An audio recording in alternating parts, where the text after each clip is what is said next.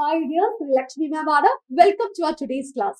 നമ്മുടെ ഇന്നത്തെ ക്ലാസ്സിൽ നമ്മൾ ഡിസ്കസ് ചെയ്യുന്നത് കെമിസ്ട്രിയിലുള്ള സെക്കൻഡ് ചാപ്റ്റർ ആയ ബേസിക് കോൺസ്റ്റിറ്റ്യൂവൻസ് ഓഫ് മാറ്റർ, പദാർത്ഥങ്ങളുടെ അടിസ്ഥാന ഘടകങ്ങൾ എന്ന് പറയുന്ന ചാപ്റ്റർ ആണ്. ആ ഒരു ചാപ്റ്റർ എടുത്ത് നോക്കുകയാണെങ്കിൽ നമുക്ക് അതിനകത്ത് പഠിക്കാൻ ഒരുപാട് കോണ്ടന്റുകൾ ഉണ്ട് അല്ലെ, ഒരുപാട് ടോപ്പിക്സ് ഉണ്ട്. ഫസ്റ്റ് ചാപ്റ്ററിനെ കമ്പയർ ചെയ്ത് നോക്കുമ്പോൾ സെക്കൻഡ് ചാപ്റ്റർ നമുക്ക് കുറച്ച് ബുദ്ധിമുട്ടുള്ളതായിട്ട് അല്ലെങ്കിൽ ടഫ് ആയിട്ട് ഫീൽ ചെയ്യാറുണ്ട്. അത് വേറെ ഒന്നും കൊണ്ടല്ല, നമ്മുടെ സെക്കൻഡ് ചാപ്റ്ററിൽ ഒരുപാട് പുതിയ കോണ്ടന്റുകളാണ് നമ്മൾ പഠിക്കുന്നത്. അത് പഠിച്ചെടുക്കാനും ഇനി പഠിച്ചാൽ തന്നെ അത് ഓർത്തെടുക്കാനും ഒക്കെ നമ്മുടെ മക്കൾക്ക് കുറെ ബുദ്ധിമുട്ടുകൾ അനുഭവപ്പെടാറുണ്ട്. പക്ഷെ ഡോണ്ട് വറി, നമ്മുടെ ക്ലാസ്സിൽ നമ്മൾ എന്ത് ചെയ്യും, നമ്മൾ ഈ പറഞ്ഞ സെക്കൻഡ് ചാപ്റ്ററിൽ എക്സാം ഓറിയന്റഡ് ആയിട്ടുള്ള എല്ലാ ടോപ്പിക്കുകളും നമ്മൾ ബൈ ഹാർട്ട് ചെയ്യാൻ പോവാണ്, മനസ്സിലാക്കി പഠിക്കാൻ പോവാണ്. സോ ഈ ഒരു ചാപ്റ്ററിൽ ഞാൻ പറഞ്ഞു ഒരുപാട് ഇമ്പോർട്ടന്റ് ടോപ്പിക്സ് ഉണ്ട്.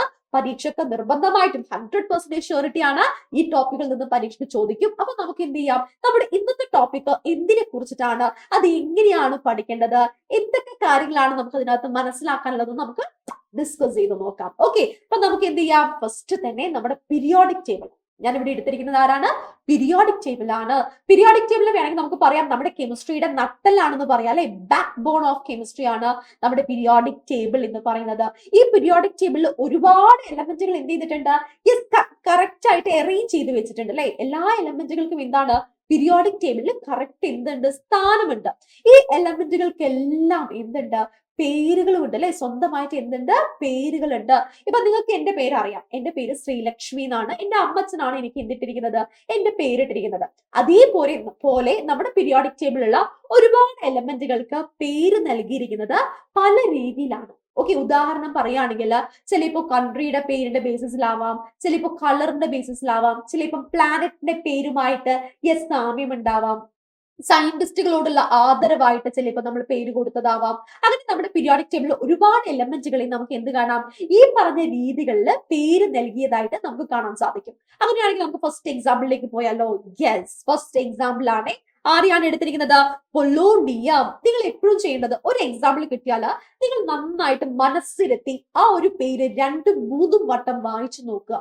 വായിച്ചു നോക്കുമ്പോൾ നിങ്ങൾക്ക് എന്തെങ്കിലുമായിട്ട് സാമ്യം തോന്നുകയാണെങ്കിൽ യെസ്, അവിടെ നിങ്ങൾക്ക് എന്ത് കിട്ടും, അതിന്റെ കറക്റ്റ് ഉത്തരം കിട്ടും, അതിന്റെ കറക്റ്റ് ഐഡിയ കിട്ടും. സോ പൊളോണിയം എന്ന് പറയുമ്പോൾ നമുക്ക് എന്തുമായിട്ടാണ് സാമ്യം തോന്നുന്നത്, യെസ്, നമ്മുടെ പോളണ്ട് അല്ലെ, കൺട്രിയാണ്, രാജ്യമാണ്, പോളണ്ടുമായിട്ടാണ് നമുക്ക് സാമ്യം തോന്നുന്നത്. അപ്പൊ ഈ പോളണ്ട് എന്നുള്ള പേരിന്റെ ബേസിസിലാണ് നമ്മുടെ എലമെന്റിന്റെ മൂലകത്തിന് എന്ത് പേര് കിട്ടിയിരിക്കുന്നത്, പൊളോണിയം എന്നുള്ള പേര് നൽകിയിരിക്കുന്നത്. നമ്മുടെ ഫേമസ് സയന്റിസ്റ്റ് ഉണ്ട് അല്ലെ, ആരാണ്, മേരി ക്യൂരി എന്ന് പറയുന്ന സയന്റിസ്റ്റിന്റെ ഹോം ലാൻഡ് ആണ് എന്ത്, നമ്മൾ ഈ പറഞ്ഞിരിക്കുന്ന പൊളോണിയം. അങ്ങനെയാണെങ്കിൽ നമുക്ക് സെക്കൻഡ് എക്സാമ്പിളിലേക്ക് പോകാമല്ലോ. യെസ്, സെക്കൻഡ് എക്സാമ്പിൾ തന്നിരിക്കുന്നത് ക്യൂറിയമാണ്. ഞാൻ തൊട്ട് മുന്നേ ഞാനൊരു ക്ലൂ നിങ്ങൾക്ക് ഇട്ട് തന്നു. ക്യൂറിയം ആരുമായിട്ട് റിലേറ്റഡ് ആണ്, മേരി ക്യൂരി അല്ലെ. നമുക്ക് പറയാം മേരി ക്യൂരി എന്ന് പറയുന്ന സയന്റിസ്റ്റുമായിട്ടാണ് എന്ത് റിലേറ്റ് ചെയ്തിരിക്കുന്നത്, നെയിം റിലേറ്റ് ചെയ്തിരിക്കുന്നത്, ക്യൂരിയം എന്നുള്ള പേര് നൽകിയിരിക്കുന്നത്. നമുക്ക് വേണമെങ്കിൽ പറയാം മേരി ക്യൂരി ഉണ്ട്, മേരി ക്യൂരിന്റെ ഹസ്ബൻഡ് ഉണ്ട് അല്ലെ, മേരി ക്യൂരി ഉണ്ട്. ഓക്കെ, ഇനി അടുത്തത് ഇതാണ് ക്രോമിയം.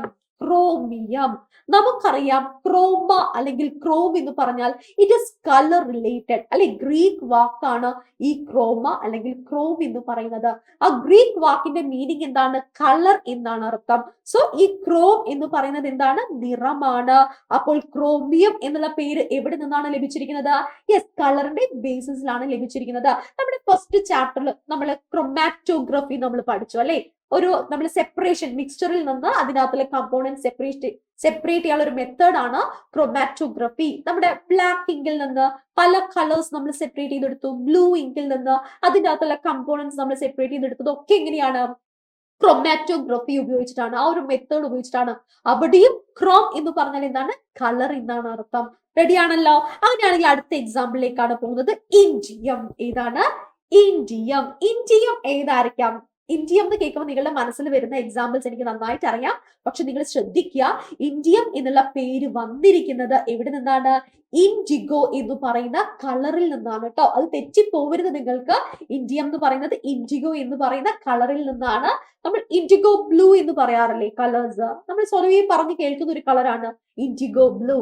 കളറിന്റെ ബേസിസിലാണ് ഇന്ത്യത്തിന് നമുക്ക് എന്ത് കിട്ടിയിരിക്കുന്നത്, യെസ്, പേര് കിട്ടിയിരിക്കുന്നത്. ഇനി അടുത്ത് നമ്മൾ പോകുന്നത് ക്ലോറിനിലേക്കാണ്. ക്ലോറിന്റെ കേസ് പറയുകയാണെങ്കിൽ ക്ലോറോ എന്ന് പറയുന്നത് എന്താണ്? ഒരു ഗ്രീക്ക് പദമാണ്. It is the Greek word. ക്ലോറോന്റെ മീനിങ് എന്ന് പറയുന്നത് യെല്ലോവിഷ് ഗ്രീൻ കളർ എന്നാണ്. എന്താണ്? Yellowish green colour. സോ ക്രോമിയത്തിനെ പോലെ തന്നെ നമുക്ക് എന്ത് പറയാം? ക്ലോറിനും കളറിന്റെ ബേസിസിൽ, നിറത്തിന്റെ ബേസിസിലാണ് പേര് നൽകിയിരിക്കുന്നത്. ക്ലോറോ എന്ന് പറഞ്ഞാൽ കളർ എന്നാണ് അർത്ഥം. ക്ലോറിന്റെ പേര് കിട്ടിയിരിക്കുന്നത് ഈ കളറിന്റെ ബേസിസിലാണ്. ഇനി അടുത്തത് നെപ്റ്റൂണിയം. എല്ലാവർക്കും ഈസി ആയിട്ട്, വളരെ സിമ്പിൾ ആയിട്ട് പറയാൻ പറ്റിയൊരു എക്സാമ്പിൾ ആണ് നെപ്റ്റൂണിയം. എവിടെയാണ്, എന്തുമായിട്ടാണ് റിലേറ്റ് ചെയ്യാൻ സാധിക്കുന്നത്? കൺട്രി ആണോ? കളറാണോ? പ്ലാനറ്റ് ആണോ? യെസ്. നെപ്റ്റൂണിയം എന്ന് പറഞ്ഞാൽ എന്താണ്? നെപ്റ്റ്യൂൺ എന്ന് പറയുന്ന പ്ലാനറ്റിന്റെ ബേസിസിലാണ് നമ്മൾ ആ ഒരു എലമെന്റിന് എന്ത് കിട്ടിയിരിക്കുന്നത്? നെപ്റ്റ്യൂണിയം എന്നുള്ള പേര് ലഭിച്ചിരിക്കുന്നത്. ഇനി അടുത്ത എക്സാമ്പിൾ യൂറോപ്യം. അത് കേട്ടാൽ തന്നെ നമുക്കറിയാം അല്ലെ, 1, 2, 3 വട്ടം വായിക്കേണ്ട ആവശ്യമില്ല, 2 വട്ടം വായിച്ചാൽ മതി. യൂറോപ്യം, യൂറോപ്യം, യൂറോപ്പ് അല്ലെ. യൂറോപ്പ് എന്ന് പറയുന്ന കോണ്ടിനെന്റ്. എന്താണ്? യെസ്, ഈ കോണ്ടിനെന്റിന്റെ ബേസിസിലാണ് യൂറോപ്യം എന്നുള്ള പേര് ലഭിച്ചിരിക്കുന്നത്. അങ്ങനെയാണെങ്കിൽ നമുക്ക് ഇനിയും ഒരുപാട് എക്സാമ്പിൾസ് ഡിസ്കസ് ചെയ്താലോ? ഇത്രയുള്ളൂ. അപ്പൊ നിങ്ങൾ ഇവിടെ എപ്പോഴും ശ്രദ്ധിക്കേണ്ടത്, പേര് വായിക്കുമ്പോൾ നന്നായിട്ട് അത് ഇരുത്തി വായിക്കുക. അത് എന്താണെന്ന് നിങ്ങൾ റിലേറ്റ് ചെയ്യുക, അതിന്റെ സിമിലാരിറ്റി കണ്ടെത്തുക, എന്നിട്ട് മാത്രം ആൻസർ എഴുതുക. പരീക്ഷയ്ക്ക് ഈ ടോപ്പിക്കിൽ നിന്ന് ചോദിക്കാറുണ്ട്. ഓക്കെ, ഇനി അടുത്ത എക്സാമ്പിൾ ആണ് നമ്മൾ ഡിസ്കസ് ചെയ്യുന്നത് അമേരിക്കം. യെസ്, വളരെ ഈസിയാണ് അല്ലെ. എന്താണ് അമേരിക്കത്തിന്റെ കേസ് പറയുകയാണെങ്കിൽ, കൺട്രി അമേരിക്ക എന്ന് പറയുന്ന കൺട്രിയിൽ നിന്നാണ് ആ പേര് കിട്ടിയിരിക്കുന്നത്. നമുക്ക് സിമ്പിൾ ആയിട്ട് വളരെ ഈസി ആയിട്ട് നമുക്ക് പറയാൻ പറ്റും. ഇനി അടുത്തത് ഫ്രാൻഷ്യം. യെസ്, ഒബ്വിയസ്ലി എന്താണ്? യെസ്, ഫ്രാൻസ് എന്ന് പറയുന്ന രാജ്യം അഥവാ ഫ്രാൻസ് എന്ന് പറയുന്ന കൺട്രിയുടെ പേരിൽ നിന്നാണ് നമുക്ക് എന്ത് കിട്ടിയിരിക്കുന്നത്? ഫ്രാൻസിയം എന്നുള്ള പേര് നമുക്ക് കിട്ടിയിരിക്കുന്നത്. ഇനി അടുത്തത് റുബീഡിയം. ചില ആളുകൾക്ക് റുബീഡിയം എന്ന് കേൾക്കുമ്പോൾ റൂബ് എന്താണ്? റുബീഡിയം എന്തായിരിക്കാം എന്നുള്ളൊരു സംശയം വരും അല്ലെ. റുബീഡിയം എന്ന് പറഞ്ഞാൽ എന്താണ്? ചുവന്ന നിറത്തിന്റെ അടിസ്ഥാനത്തിൽ, റെഡ് കളറിന്റെ ബേസിസിലാണ് എന്ത് കിട്ടിയിരിക്കുന്നത്? റുബീഡിയത്തിന് ആ പേര് കിട്ടിയിരിക്കുന്നത്. ഈ റുബീഡിയത്തിന് റൂബ് എന്ന് പറയുന്നത്, അല്ലെങ്കിൽ റുബീഡിയസ് എന്ന് പറയുന്നത് ലാറ്റിൻ പദമാണ്. ഏതാണ്? ലാറ്റിൻ വേർഡ് ആണ് റുബീഡിയസ് എന്ന് പറയുന്നത്. റുബീഡിയസ് എന്ന് പറഞ്ഞിട്ടുണ്ടെങ്കിൽ ഡീപ് റെഡ് കളർ എന്നാണ് അർത്ഥം. ഡീപ് റെഡ് കളറിനെയാണ് നമ്മൾ എന്ത് പറയുന്നത്? ലാറ്റിനില് റുബീഡിയസ് എന്ന് പറയുന്നത്. ഈ റുബീഡിയസ് എന്നിൽ നിന്നാണ് എന്ത് കിട്ടിയിരിക്കുന്നത്? ഈ എലമെന്റിന് റുബീഡിയം എന്നുള്ള പേര് ലഭിച്ചിരിക്കുന്നത്. 6 റെഡ് അല്ലേ? 6 റെഡ് ആണ്, റുബീഡിയം 6 ആണ് എന്ന് നിങ്ങൾ കമ്പയർ ചെയ്ത് പഠിക്കാം. റുബീഡിയം എന്താണ്? റെഡ് കളർ ആണ്. ഇനി നമുക്ക് കുറച്ചും കൂടി എക്സാമ്പിൾസ് ഡിസ്കസ് ചെയ്യാനുണ്ട്. അടുത്ത എക്സാമ്പിള് പ്ലൂട്ടോണിയം ആണ്. ഏതാണ്? പ്ലൂട്ടോണിയം. നമ്മൾ പ്ലൂട്ടോ കേട്ടിട്ടുണ്ട് അല്ലെ. നമുക്ക് എല്ലാവർക്കും അറിയാം, നമ്മൾ ചെറിയ ക്ലാസ് മുതൽ പഠിച്ചിട്ടുണ്ട്. പ്ലൂട്ടോ എന്ന് പറയുന്നത് പ്ലാനറ്റ് ആയിട്ടാണ് നമ്മൾ ചെറിയ ക്ലാസ്സുകളിൽ പഠിച്ചത്. എന്നാൽ കുറെ കാലത്തിന് ശേഷം അതിനെ എന്ത് ചെയ്തു? പ്ലാനറ്റ്സിൽ നിന്ന് മാറ്റി അല്ലെ. എന്താക്കി? അതിനെ ഡ്രോപ്പ് പ്ലാനറ്റ് അഥവാ കുള്ളൻ ഗ്രഹമായിട്ടാണ് എന്ത് ചെയ്തത്? നമ്മളിപ്പം പറയുന്നത് അല്ലെ. പ്ലാനറ്റ്സിന്റെ എന്തൊക്കെയോ സവിശേഷതകൾ ആർക്കില്ല? പ്ലൂട്ടോനില്ല. അതുകൊണ്ട് പ്ലൂട്ടോനെ നമ്മൾ ഏത് കാറ്റഗറിയിൽ പെടുത്തി? ഡ്രോപ്പ് പ്ലാനറ്റ് അഥവാ കുള്ളൻ ഗ്രഹമായിട്ടാണ് കൺസിഡർ ചെയ്യുന്നത്. അപ്പൊ പരീക്ഷയ്ക്ക് ശ്രദ്ധിക്കാൻ, നിങ്ങൾ എന്ത് എഴുതുക? പ്ലാനറ്റ് എന്ന് എഴുതരുത്, പകരം നിങ്ങൾ ഇതുപോലെ തന്നെ എഴുതി വെക്കുക കേട്ടോ. പ്ലൂട്ടോന്റെ ബേസിസിലാണ് പ്ലൂട്ടോണിയം എന്നുള്ള പേര് ലഭിച്ചിരിക്കുന്നത്. ഇനി അടുത്തത് ടൈറ്റാനിയം. നിങ്ങൾ കാർട്ടൂൺ മൂവീസ് ഒക്കെ കാണുന്ന ആളുകളാണെങ്കിൽ സൂപ്പർമാൻ എന്ന് പറയുന്ന ഫിലിം കണ്ടിട്ടുണ്ടെങ്കിൽ യെസ്, ടൈറ്റാനിയത്തിനെ കുറിച്ച് നിങ്ങൾക്ക് അടിപൊളിയായിട്ട് പറയാൻ പറ്റും. കാരണം അതിനകത്ത് ടൈറ്റാനിയത്തിനെ കുറിച്ചിട്ടൊക്കെ പറയുന്നുണ്ടല്ലേ. യെസ്, ടൈറ്റാനിയം എന്നുള്ള പേര് കിട്ടിയിരിക്കുന്നത് എവിടെ നിന്നാണ്? Yes, the son of earth goddess. Okay, നമ്മുടെ എന്താണ്? ടൈറ്റൻ എന്ന് പറയുന്നത് ദേവന്റെ പേരായിട്ടാണ് കരുതപ്പെടുന്നത്. ടൈറ്റൻ. ആ ടൈറ്റനിൽ നിന്നാണ് എന്ത് കിട്ടിയിരിക്കുന്നത്? ടൈറ്റാനിയം എന്ന് കിട്ടിയിരിക്കുന്നത്. അപ്പൊ നിങ്ങൾ ആലോചിക്കുക, നമ്മുടെ കൺട്രി അല്ല, കോണ്ടിനെന്റ് അല്ല, കളർ അല്ല, ഈവൻ നമ്മുടെ മിത്സ് പ്രകാരവും അല്ലെ, നമ്മുടെ മിത്സ് പ്രകാരം നമ്മൾ എന്ത് ചെയ്യുന്നുണ്ട്? പേരുകൾ നൽകുന്നുണ്ട്. Next one, mendelevium. മെന്റലീവിയം എന്ന് പറഞ്ഞാൽ എന്താണ്? യെസ്, നമ്മുടെ സയന്റിസ്റ്റിന്റെ പേരിൽ നിന്നാണ് അല്ലെ. നമ്മുടെ മെന്റലീവ് എന്ന് പറയുന്ന സയന്റിസ്റ്റിൽ നിന്നാണ് എന്ത് കിട്ടിയിരിക്കുന്നത്? മെന്റലീവിയം എന്ന് പറയുന്ന എലമെന്റിന്റെ പേര് കിട്ടിയിരിക്കുന്നത്. പരീക്ഷയ്ക്ക് ഏറ്റവും കൂടുതൽ ചോദിക്കാറ് ഈ മെന്റലീവിയം ആണ് കേട്ടോ.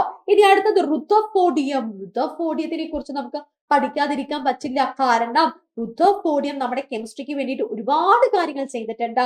റുതർഫോർഡ് എന്ന് പറയുന്ന, റുതർഫോർഡിയം അല്ല കേട്ടോ, റുതർഫോർഡ് എന്ന് പറയുന്ന സയന്റിസ്റ്റ് നമ്മുടെ കെമിസ്ട്രിക്ക് വേണ്ടിയിട്ട് ഒരുപാട് കാര്യങ്ങൾ ചെയ്തിട്ടുണ്ട്. റുതർഫോർഡ് എന്ന് പറയുന്ന ശാസ്ത്രജ്ഞൻ അഥവാ സയന്റിസ്റ്റിന്റെ ബേസിസിലാണ് നമുക്ക് എന്ത് കിട്ടിയിരിക്കുന്നത്? റുതർഫോർഡിയം എന്നുള്ള പേര് കിട്ടിയിരിക്കുന്നത്.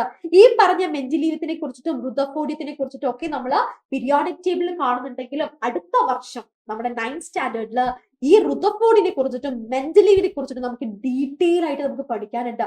അവരുടെ ഡിസ്കവറിനെ കുറിച്ച് പഠിക്കാനുണ്ട്. അവരുടെ എന്താ പറയാ, അവർ നമുക്ക് കോൺട്രിബ്യൂട്ട് ചെയ്തിരിക്കുന്ന പല കാര്യങ്ങളുണ്ട്, അതിനെക്കുറിച്ച് പഠിക്കാനുണ്ട്. ഓക്കെ, അപ്പൊ നമ്മുടെ ഇന്നത്തെ ക്ലാസ് നമ്മൾ എന്ത് ചെയ്തു? Origin of the names of elements, അല്ലെ മൂലകങ്ങളുടെ പേര് ഏതൊക്കെ രീതിയിലാണ് നമുക്ക് ലഭിച്ചിരിക്കുന്നത് എന്ന് നമ്മൾ ഡീറ്റെയിൽ ആയിട്ട് കണ്ടു. ഈ കണ്ടതും ഈ കേട്ടതും ഈ പഠിച്ചതുമായിട്ടുള്ള എക്സാമ്പിൾസ് പരീക്ഷയ്ക്ക് ചോദിക്കും. നന്നായിട്ട് മനസ്സിലാക്കി വെക്കുക.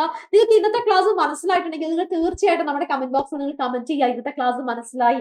യെസ്, അതും റിലേറ്റഡ് ആയിട്ടുള്ള ഒരുപാട് കാര്യങ്ങൾ നമുക്ക് മനസ്സിലാക്കാൻ സാധിച്ചു. ഇഷ്ടമായോ ഇല്ലയോ എന്നുള്ളത് തീർച്ചയായിട്ടും കമന്റ് ചെയ്യാം. അത് കമന്റ് ചെയ്യുന്നതിന്റെ കൂടെ തന്നെ ഒരു കാര്യം കൂടി നിങ്ങൾ കമന്റ് ചെയ്യാനുണ്ട്. യെസ്, ഞാനിവിടെ എഴുതുകയാണേ, യുറാനിയം. യുറാനിയം നമ്മുടെ അറ്റോമിക് റിയാക്ടേഴ്സിലൊക്കെ ഒരുപാട് നമ്മൾ എന്താ പറയാ, ഫ്യൂവൽസ് ആയിട്ട് ഉപയോഗിക്കുന്ന ഒരാളാണ് ഈ യുറാനിയം എന്ന് പറയുന്നത്.